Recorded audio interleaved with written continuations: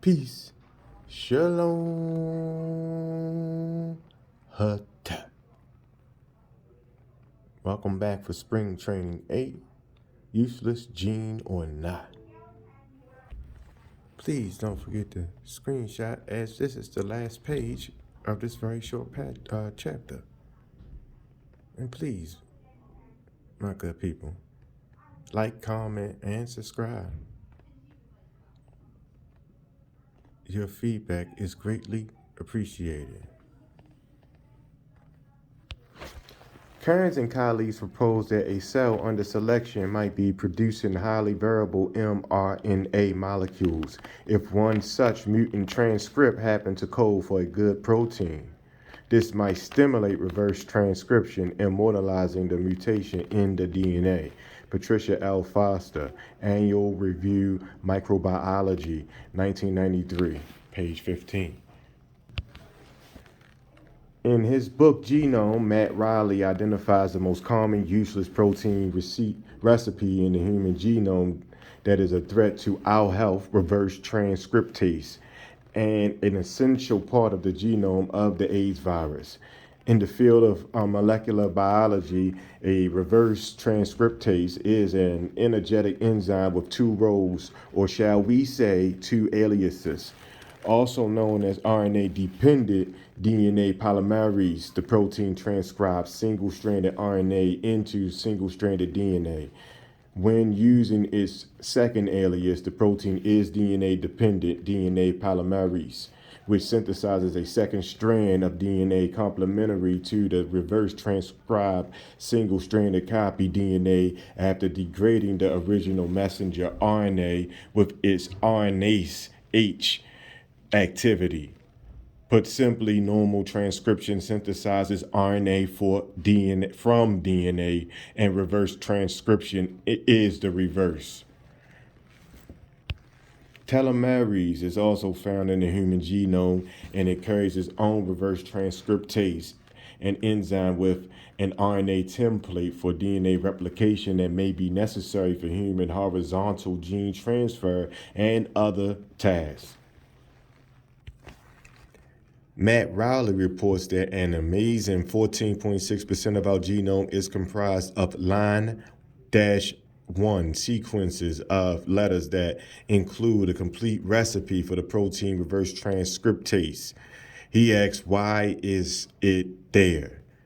With the isostasis and modern genetic engineering supporting horizontal gene transfer of human DNA, logic suggests that reverse transcriptase may be exactly the protein needed for viral self-assembly and cell entry.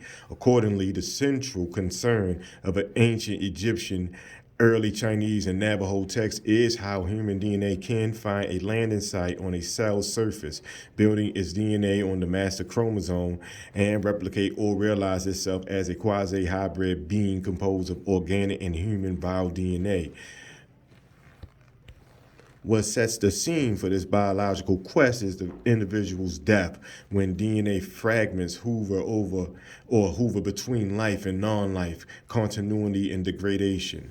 At death, genetic barriers may no longer exist that would prevent the exchange of DNA between different species, horizontal gene transfer. Further, the human genome is primarily viral and contains numerous copies of reverse transcriptase proteins, exactly what it takes to build DNA into a cell for morphogenesis. With 14.6% of our genome comprised of reverse transcriptase, it seems that natural selection has made sure we have the DNA for survival. Perhaps biologists who consider a virus or bacteriophage as non-life because it cannot replicate without a host should reevaluate the role of horizontal gene transfer of reverse transcriptase from human genome, as well as the phage activity of self-organization and self-assembly. For Hendricks and colleagues in 2000 proposed that the lambdoid bacteriophage can be built from nothing, with one icosahedral capsid gene functioning by itself as an agent of HGT, or horizontal gene transfer. Consider the hybrid speciation is when an organism breeds back and merges with the parent species. For the hybrids to be viable, the two organisms must have similar chromosomes. If a bacteria virus is our remote ancestor, then our genome's reverse transcriptase or telomerase may be just the genetic ticket we need for hybrid speciation. However, this type of evolution is a return to the quantum environment of the parent species, a virus. Although controversial, Niles Eldredge and Stephen Jay Gould propose a theory of rapid evolutionary change called punctuated equilibrium. These pathologists emphasize that a species can have the same morphology or shape for a long time, then change suddenly. That is what occurs in ancient Egyptian texts. However, the individual human being makes the choice for evolution, and speciation results in quasi-hybrid being of human and viral DNA that adapts to a quantum environment. Recall that scientists believe the quantum is ordering our classical world, so this hybrid evolutionary move to the quantum may be a step up to what Nietzsche calls a super species. When we return, we will be on Baseball Diamond 9, and it's chapter 9 to us in the book. Frank's Time Crystal. Thank y'all for coming out.